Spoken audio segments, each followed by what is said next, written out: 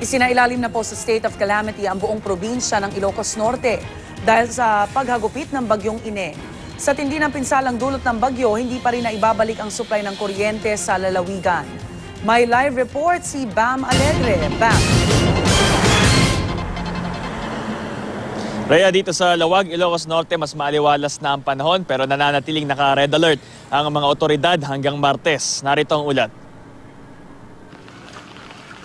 Brownout pa sa buong lalawigan dahil bumagsak ang isang steel tower sa Santa Maria, Ilocos Sur, maging sa 1st District ng Ilocos Sur. Posibleng ilang araw tumagal na walang kuryente dahil pahirapan pang ayusin ang nasabing tower. Umabot na sa halos kalahating bilyong piso ang pinsala ng bagyo sa agrikultura at infrastruktura. Mahigit 75,000 ang mga tao ang naapektuhan ng sama ng panahon. Karamihan sa kanila, binaha. Ilang buhawi o tornado rin ang naitala ng PDRRMC. Sa bayan ng Bacara, 9 na bahay ang winasak ng buhawi. Ayon sa mga residente, kasagsagan daw ng malakas na ulan at hangin na makarinig sila ng malakas na dagundong. Ilang saglit pa, nagliparan na raw ang bubong at dingding ng kanilang mga bahay. Meron ding nabuwal na punong kahoy. Nakilala rin natin ang magkapitbahay na si Aling Meling at Estrella. Dahil malapit sa ilog ang bahay ni Aling Meling, pinasok na ng tubig ang kanyang bahay. At ang kanyang alagang baboy, pansamantala muna niyang dinala sa kanyang kapitbahay. Dahil wala na silang makain at wala rin silang maipakain sa alaga, nagtatantad na lang sila ng puno ng saging para sa mga baboy.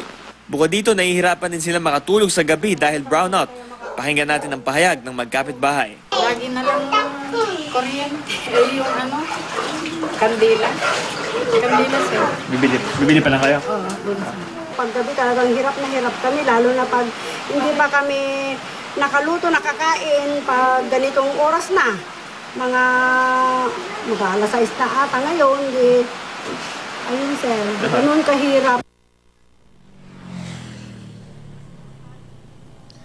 Rhea, bukod sa relief goods, nananawagan din ng lokal na pamahalaan ng tulong pagdating sa gamot at sa pagkumpone sa mga nasira ng mga kalye at iba pang mga infrastruktura dito sa Ilocos Norte. Yan ang latest. Balik sa inyo dyan.